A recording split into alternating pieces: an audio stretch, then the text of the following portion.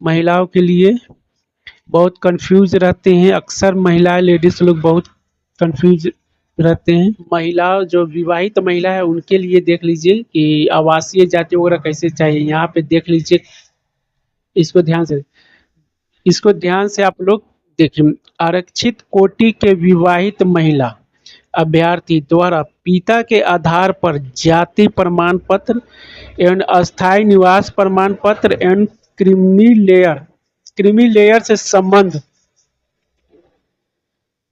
न रखने का प्रमाण पत्र जहां लागू हो, संप्रेषित करने के स्थान पर पति के आधार पर प्रमाण पत्र संप्रेषित करना उनकी उम्मीदवारी को रद्द कर सकता है। ये ध्यान से देखिए, क्योंकि जाति जन्म से निर्धारित होती है, ना कि विवाह से।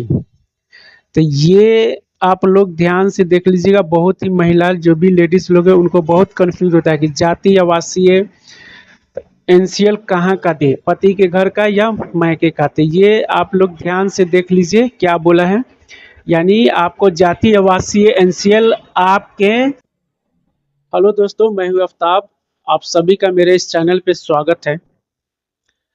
आज के इस वीडियो में हम बताने वाले हैं कि बिहार पुलिस में एक रिक्वायरमेंट आया है, उसके बारे में पूरा डिटेल्स आज हम जानेंगे। अगर आप भी इंटर और मैट्रिक और इंटर पास हैं, अगर आप भी बिहार पुलिस में सरकारी नौकरी करना चाहते हैं तो ये वीडियो आपके लिए बहुत ही खास है। बने रहिए शुरू से अंत तक। मैं इस वीडियो में आपको पूरा डिटेल्स जानकारी दूंगा। तो चलिए शुरू करते हैं। तो दोस्तों, ये रहा बिहार पुलिस सब ऑर्डिनेट सर्विस कमीशन का साइट।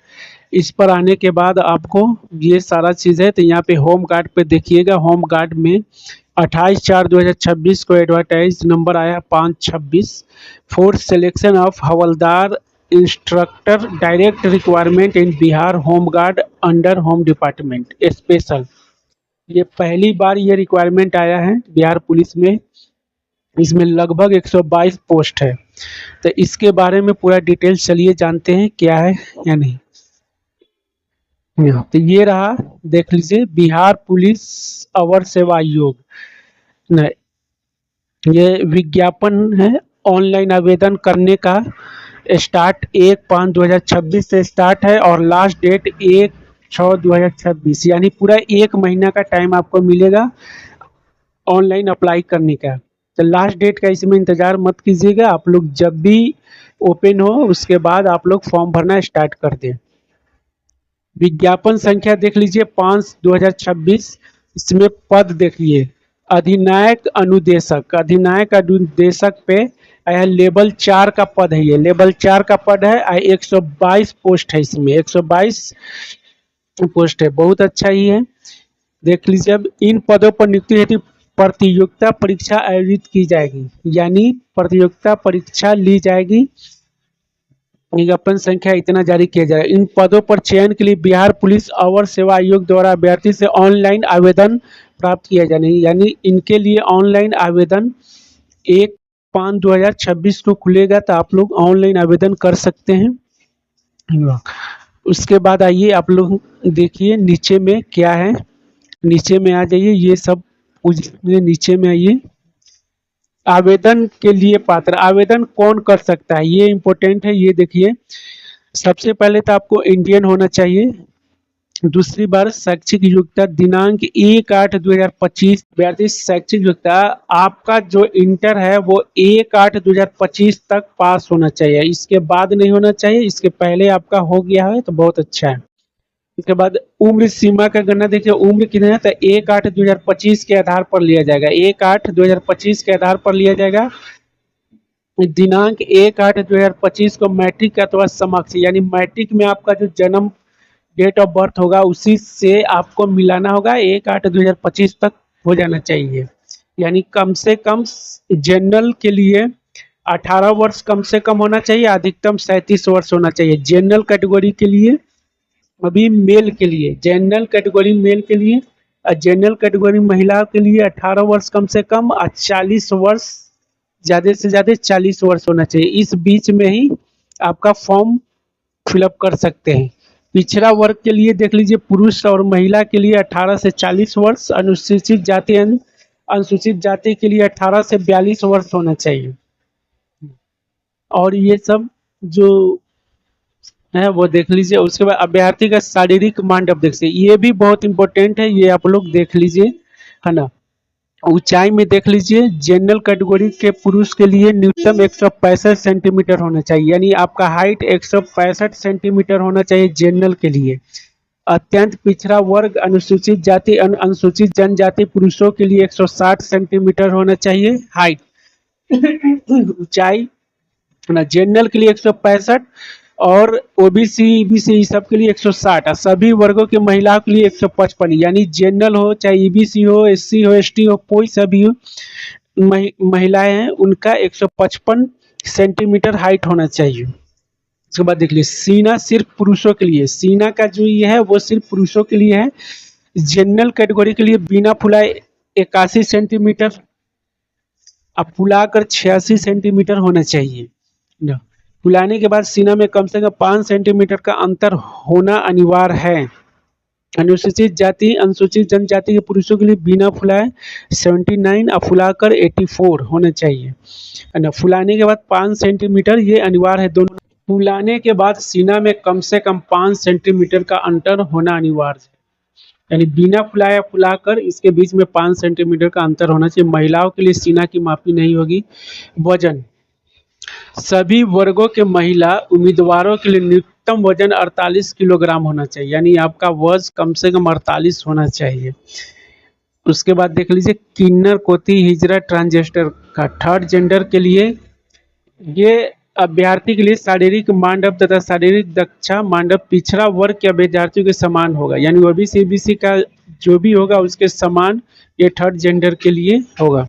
उसके बाद सबसे अहम नियुक्ति प्रक्रिया देख लीजिए, अगर लिखित प्रतियोगिता परीक्षा और शारीरिक दक्षता परीक्षा की प्रक्रिया अपनाई जाएगी। लिखित प्रतियोगिता परीक्षा देख लीजिए, लिखित प्रतियोगिता परीक्षा लिखित परीक्षा स्तर बिहार विद्यालय परीक्षा समिति की 10वीं मैट्रिक अथवा समकक्ष स्तर का होगा। लिखित परीक्षा में हिंदी, अंग्रेजी, गणित, सामाजिक विज्ञान में इतिहास, भूगोल, नागरिक शास्त्र, अर्थशास्त्र, विज्ञान में हो जाएगा भौतिक, रसायन शास्त्र, प्राणी विज्ञान, वनस्पति विज्ञान। उसके बाद अगले समान ज्ञान है, समसामयिक मामले में संबंधित वस्तुनिष्ठ ऑब्जेक्टिव प्रश्न होंगे। लिखित परीक्षा 100 अंक की होंगी, यानी आपको 10वीं लेवल का सारा क्वेश्चन पूछा जाएगा, वो भी ऑब्जेक्टिव टाइप। 100 अंकों का 100 क्वेश्चन होगा, 100 अंकों का।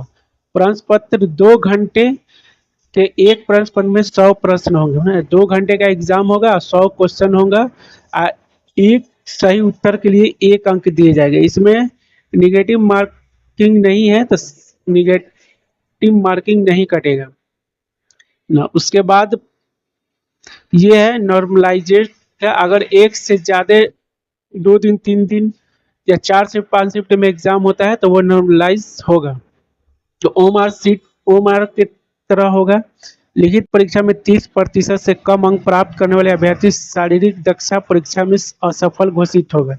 30% लाना है, लेकिन उसका कट ऑफ डिसाइड होगा, जो भी कट ऑफ निकलेगा उसके हिसाब से है।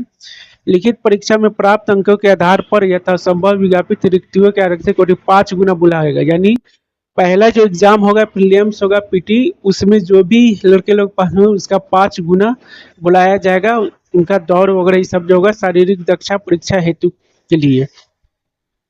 लिखित परीक्षा अंतिम मेगा सूची का आधार नहीं होगा, यानी आपका जो लिखित परीक्षा पीटी होगा उसका मेगा सूची का आधार नहीं होगा, सिर्फ क्वालिफाइंग होगा। शारीरिक दक्षता परीक्षा का देख लीजिए, आयोग द्वारा आयोजित लिखित प्रतियोगिता परीक्षा के आधार पर पत्र अभ्यर्थी के लिए शारीरिक दक्षता परीक्षा आयोजित की जाएगी। इसमें देख लीजिए क्या है, दौड़ देख लीजिए, सबसे दौड़ अधिकतम 50 अंक, यानी सभी कोटि के पुरुष के लिए 1 मील 1.6 किलोमीटर अधिकतम 6 मिनट, यानी अधिकतम 6 मिनट में दौड़ना। अगर 5 मिनट से कम में दौड़ते तो 50 अंक मिलेगा, 5 मिनट 20 सेकंड तक दौड़ते हैं तो 40 अंक, 5 मिनट 20 सेकंड से अधिक दौड़ते हैं 5 मिनट 40 सेकंड तो 30 अंक, 5 मिनट 40 सेकंड से 6 मिनट तक के बीच में दौड़ते हैं तो 20 अंक, और 6 मिनट से अधिक समय लेने वाले पुरुष को असफल घोषित कर दिया जाएगा। यानी जितना कम में दौड़िएगा उतना ज़्यादा नंबर आपको मिलेगा। तो सभी कोटि के महिलाओं के लिए देखिए 4 मिनट से कम 50 अंक, 4 मिनट से 4 मिनट 20 सेकंड तक दौड़े तो 40 अंक, 4 मिनट 20 सेकंड से अधिक एंड 4 मिनट 40 सेकंड तक 30 अंक, 4 मिनट 40 सेकंड से अधिक एंड 5 मिनट तक 20 अंक। अब 5 मिनट से अधिक समय लेने वाले महिला अभ्यर्थियों को असफल घोषित कर दिया, यानी 5 मिनट से ज़्यादा जो समय लेगा वो असफल घोषित किया जाएगा। गोला फेंक अधिकतम 25 अंक, सभी कोटि के पुरुषों के लिए 16 पाउंड का गोला न्यूनतम 16 फीट फेंकना होगा। 16 फीट से 17 फीट तक तो 9 अंक, जितना ज़्यादा फेंकिएगा वो 9 अंक। 17 फीट से ज़्यादा 18 फीट तक 13 अंक, 18 फीट से ज़्यादा 9 फीट तक 17 अंक, 19 फीट से 20 फीट तक 21 अंक, 20 फीट से ज़्यादा 25 अंक, यानी 20 फीट से ज़्यादा आप फेंक दिए तो 25 अंक मिलेगा। 16 फीट से कम फेंकने वाले पुरुष अभ्यर्थियों का असफल, यानी 16 से कम अगर फेंके तो असफल घोषित। सभी कोटि की महिलाओं के लिए 12 पाउंड का गोला होगा, तो 12 फीट से 13 फीट तक में है तो 9 अंक, 13 फीट से 14 फीट तक 13 अंक, 14 फीट से ज़्यादा एंड 15 फीट तक तो 17 अंक मिलेगा, 15 फीट से ज़्यादा एंड 16 फीट तक तो 21 अंक मिलेगा। ये तो 16 फीट से ज़्यादा 25 अंक मिलेगा। 12 फीट से कम फेंकने वाले महिला अभ्यर्थी को असफल घोषित किया जाएगा। ऊंची कूद देख लीजिए, अधिकतम 25 अंक, सभी कोटि के पुरुष के लिए न्यूनतम ऊंचाई 4 फीट, 4 फीट 13 अंक, 4 फीट 4 इंच 17 अंक, 4 फीट 8 इंच कूदिएगा तो 21 अंक, 5 फीट 25 अंक मिलेगा, 5 फीट कूदने का 25 अंक मिलेगा। 4 फीट से कम कूदे तो असफल घोषित किया जाएगा। सभी कोटि की महिला के लिए देख लीजिए, 3 फीट कूदे तो 13 अंक, 3 फीट 4 इंच 17 अंक, 3 फीट 8 इंच 21 अंक, 4 फीट 25 अंक।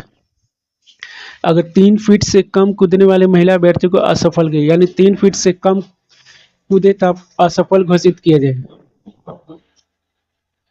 नियत समय, पुरुष के लिए 6 मिनट और महिला के लिए 5 मिनट दौड़। किन्नर कोटि के थर्ड जेंडर विधायक के लिए शारीरिक मानव तो शारीरिक दक्षता परीक्षा का मानव पिछड़े वर्ग के समान होंगे। मेगा सूची की नियुक्ति, मेगा सूची कैसे बनेगा देख लीजिए। नियुक्ति हेतु चयन के लिए मेगा सूची शारीरिक दक्षता परीक्षा के अधीन तीनों स्पर्धा तथा दौड़ ऊंची कूद, यानी दौड़ ऊंची कूद तथा गोला फेंक में अभ्यर्थी द्वारा प्राप्त कुल अंक के आधार पर तैयार की जाएगी, है ना।